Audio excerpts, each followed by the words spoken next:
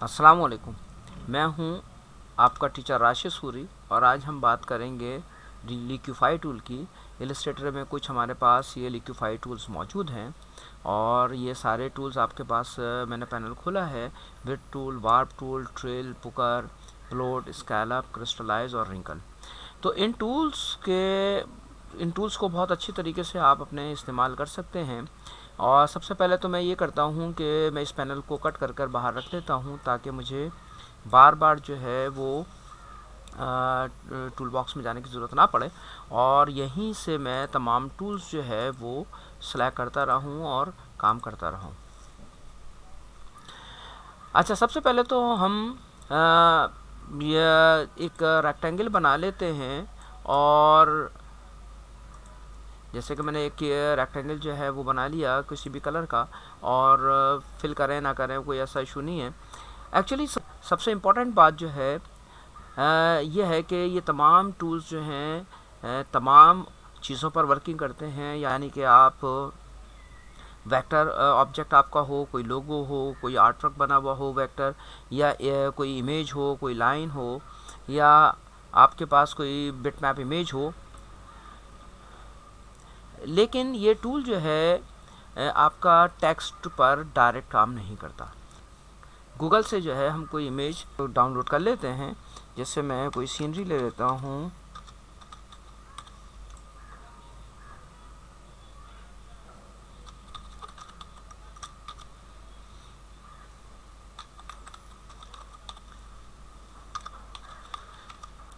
या हम कोई सीनरीज यहाँ से उठा लेते हैं अपने काम करने के लिए। तो कोई सी भी सीनरी ले सकते हैं हम और उसके अंदर हम उस पर वर्किंग कर सकते हैं। जैसे कि आपके पास ये एक अच्छी सी सीनरी है या आप कोई और सीनरी ले लें।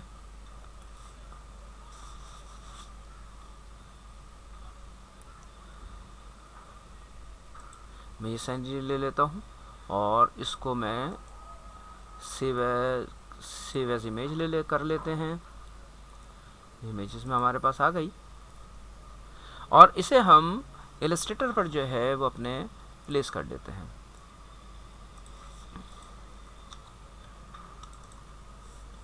ये हमारे पास कुछ इमेजेस रखी हैं। हम यहाँ से ये इमेज हमने ली है एक, इसे ओपन कर लेते हैं इस तरह से और इसके ऊपर भी काम कर लेते हैं। अच्छा, सबसे पहली चीज़ तो मैंने आपको ये बताई कि हम जब वार्प टूल या आपके पास जो भी लिक्विफाई टूल्स हैं इनको इस्तेमाल करते हैं तो ये वेक्टर इमेज पर काम कर रहे होते हैं, यानी कि वेक्टर ऑब्जेक्ट पे काम कर रहे होते हैं, उनकी स्ट्रोक्स पर काम कर रहे होते हैं, इमेजेस पे भी वर्किंग कर रहे होते हैं। लेकिन ये डायरेक्ट जो है अल्फ़ाबेट्स पर या टेक्स्ट पर काम नहीं कर रहे होते। जैसे कि मैं यहाँ पर लिख देता हूँ सीनरी।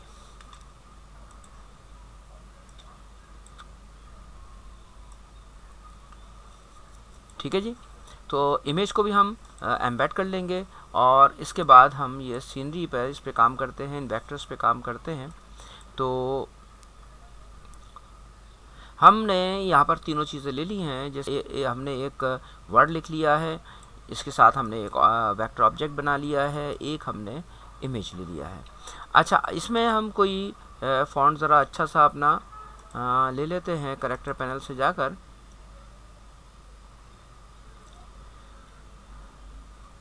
जैसे मैं यहाँ पर ले लेता हूँ,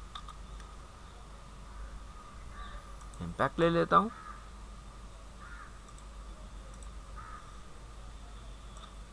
सबसे पहले तो हम ये करते हैं कि मैं इसको कुछ तरतीब में रख लेता हूँ। जैसे कि ये मेरे पास वेक्टर ऑब्जेक्ट है और सबसे पहले मैं लेता हूँ वार्प टूल।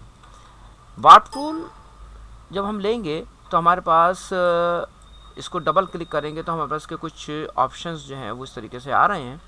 तो आप यहाँ से इसका डायमीटर, विड्थ और हाइट वो ले सकते हैं, एंगल ले सकते हैं, इंटेंसिटी है, डिटेल है, सिंप्लीफाई है।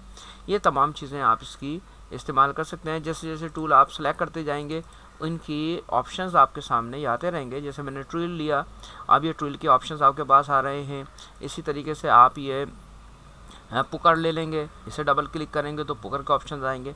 यानी कि इन सब के ऑप्शंस अलग-अलग हैं, जैसा आप टूल इस्तेमाल करेंगे उस तरह से ये वर्किंग करता चला जाएगा। अच्छा, सबसे पहले मैंने लिया है ये वार्प टूल, और मैं ये देखिए मैं इसको डिस्टॉर्ट कर रहा हूँ अपने इस रेक्टेंगल को, तो ये बिल्कुल एक डिस्टॉर्ट हो गया है और इसकी शेप जो है वो ख़राब हो गई है। इसी तरह अगर हम ये इमेज सेलेक्ट करते हैं और इमेज के ऊपर अगर हम वर्किंग करना चाहते हैं तो ये वार्प टूल लेंगे, तो हम इस इमेज को भी इस तरह से कुछ चेंज कर सकते हैं। ठीक है, ये देखिए मैंने इसका पानी का फ्लो वगैरह और इसकी डायरेक्शन जो चेंज कर दी है मैंने। तो अब ये मेरे पास इमेज जो थी वो किसी और तरह थी और मेरे पास बनी कुछ और। तो ये डिस्टॉर्ट हो गई। मैं कंट्रोल Z कर देता हूँ, ये कॉपी करके भी रख लेता हूँ ताकि मैं आपको दिखा सकूँ, और कंट्रोल Z कर लेता हूँ। ये हमारे पास एक ओरिजिनल इमेज थी और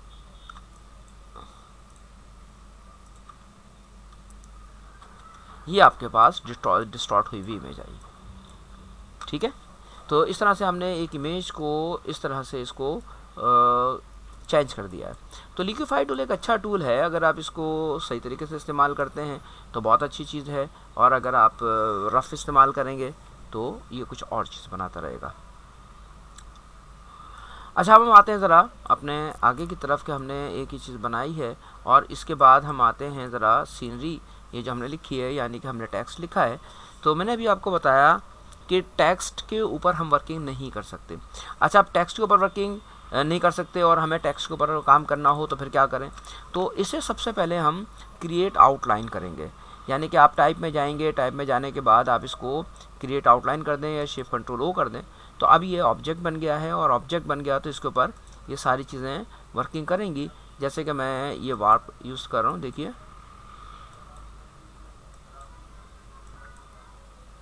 ये आपके पास एक सीनरी का जो है एक इफ़ेक्ट अच्छा सा बनकर आ गया और ये डिस्टॉर्ट हो गया। तो आप जिस तरह भी इसको अप्लाई करना चाहते हैं उस तरीके से आप इसे अप्लाई कर सकते हैं। इसे भी हम कॉपी पेस्ट करके रख लेते हैं अपने पास, और वापस हम आ जाते हैं कंट्रोल Z करके, और इसके बाद मैं आता हूँ ज़रा इन चीज़ों की तरफ दोबारा कि हमने इनको जो काम करना है वो किस तरीके से काम करेंगे।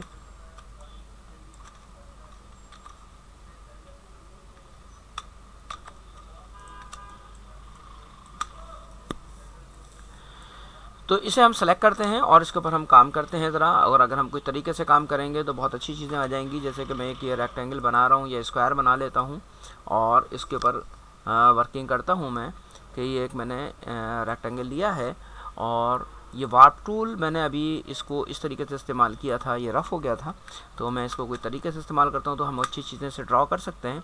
डायमीटर मैंने अभी आपको बताया है, जितना बड़ा डायमीटर चाहिए, अभी देखिए काफ़ी बड़ा डायमीटर है। इसको जब हम डबल क्लिक करेंगे तो हमें नज़र आ जाएगा कितने पॉइंट का या कितने इंचेस का डायमीटर हमारे पास मौजूद है। तो इसको हम डबल क्लिक करते हैं तो हमारे पास ये ऑप्शन आ रहा है, ये अभी दिखा रहा है कि 100 पॉइंट का एक डायमीटर है। मैं इसको 50 पॉइंट कर देता हूँ, इसकी विड्थ और इसकी हाइट भी मैं 50 पॉइंट की कर देता हूँ। एंगल मैंने फ़िलहाल कोई नहीं लिया है, डेंसिटी भी अपनी जगह है, डिटेल भी मैंने अपनी जगह रखी है, और इसको ओके करेंगे। और अब देखिए मैं इससे कुछ चीज़ें अपनी बनाता हूँ। ये देखिए ये मैंने इस तरह से इसको इनसाइड मूव किया अपनी लाइन को, ठीक है। इसी तरह से हम इस तरफ से भी लेकर आ सकते हैं इसे, और इसी तरह से हम इसको भी लेकर आ सकते हैं। तो ये आपके पास एक फूल की शेप आ गई है। अच्छा, नेक्स्ट इसका जो ऑप्शन है हमारे पास वो है जनाब ट्रेल। ट्रेल जो है इसके ऑप्शन को हम खोलते हैं और इसमें मैं दोबारा से इसको वापस 100 पॉइंट्स कर देता हूँ, और यानी कि मैंने इसका डायमीटर जो है वो बढ़ा दिया, और मैं इसको ट्रिल करता हूँ तो देखिए ये इस तरीके से ट्रिल करेगा। आप जितनी भी देर आप माउस के लेफ़्ट बटन को प्रेस करके रखेंगे उतनी देर तक ये मूव करता रहेगा, ठीक है। तो अगर मैं इसे कंट्रोल Z करके बैक हो गया हूँ, मैं थोड़ा सा क्लिक करता हूँ, ये देखिए मैंने 1 2 3 4 इस तरह से मूव कर रहा हूँ। मैं इसको थोड़ी देर ज़्यादा प्रेस करता हूँ अपने लेफ़्ट क्लिक को, तो ये मेरे पास ट्विस्ट ज़्यादा करता रहेगा।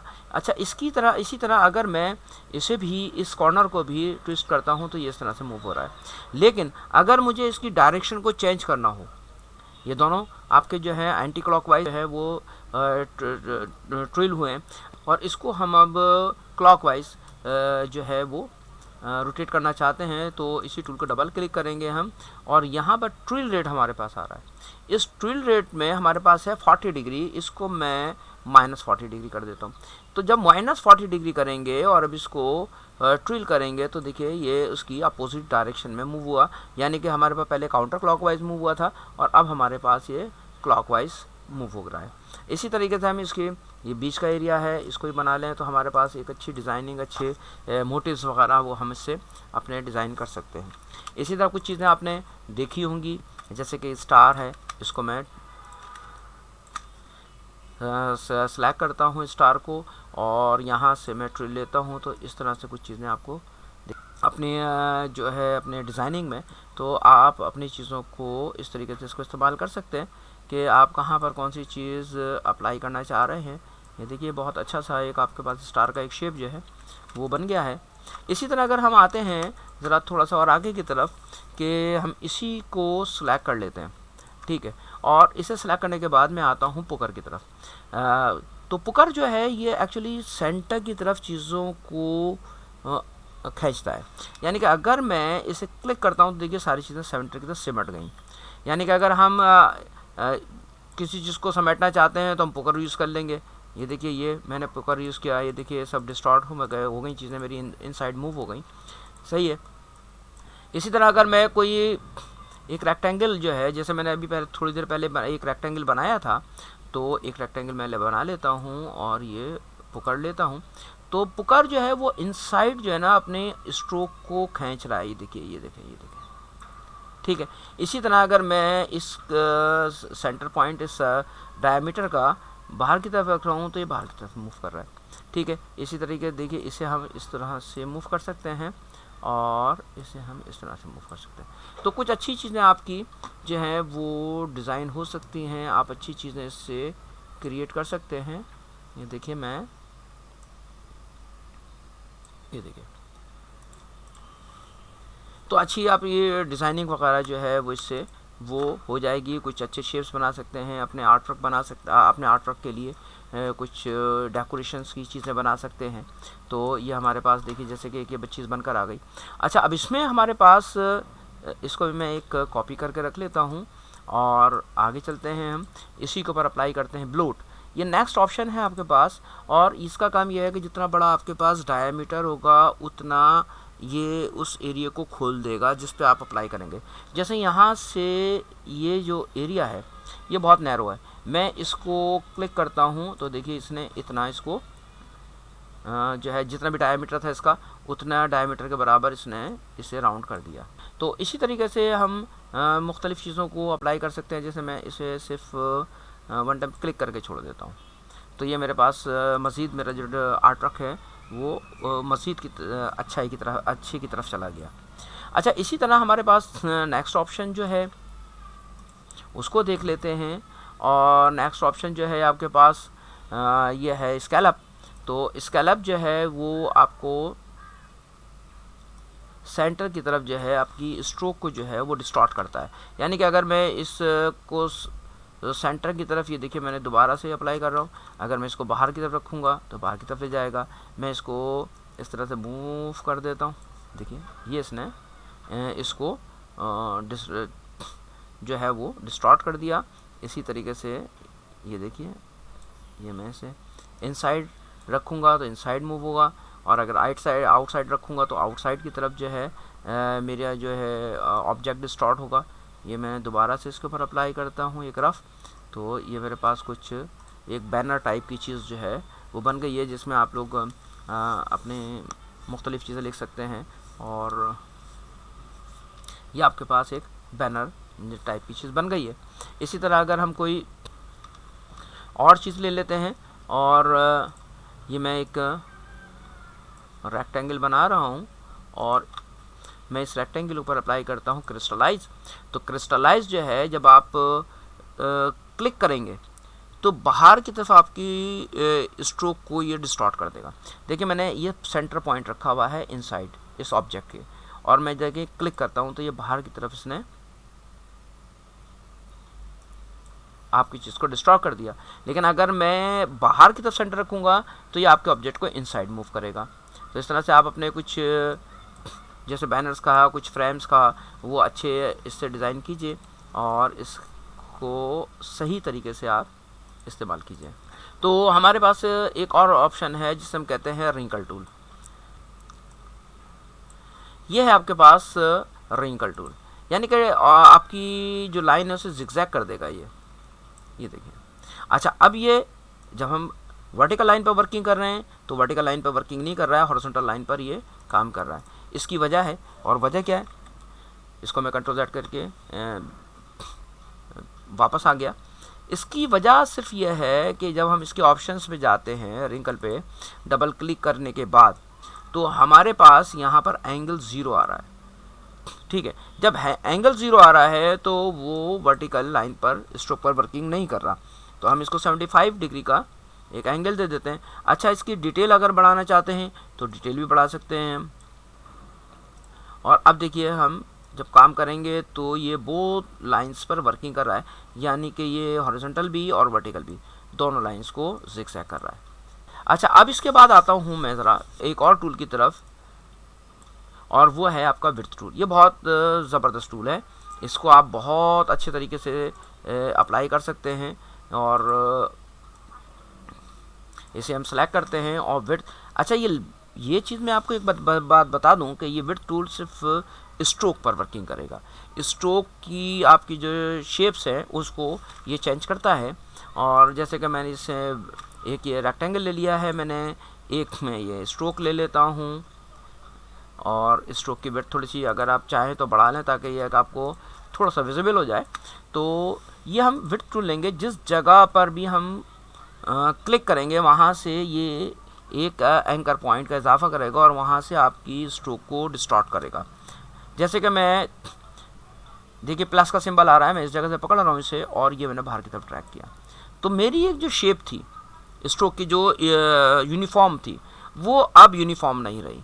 इसी तरीके से मैं दूसरी जगह से पॉइंट लेता हूँ, और ये देखिए मैं इसे थोड़ा सा, और मैं इसको यहाँ से, तो मुख्तलिफ़ तरीके से आप इसको डिस्टॉर्ट कर सकते हैं। तो अभी ये मैंने इसको डिस्टॉर्ट किया है, तो हम स्ट्रोक्स को एक अच्छा शेप दे सकते हैं। जैसे कि मैंने अब ये रेक्टेंगल लिया है और इस पर मैं विड्थ टूल से अप्लाई कर रहा हूँ, तो ये इससे अच्छा मैं अपना एक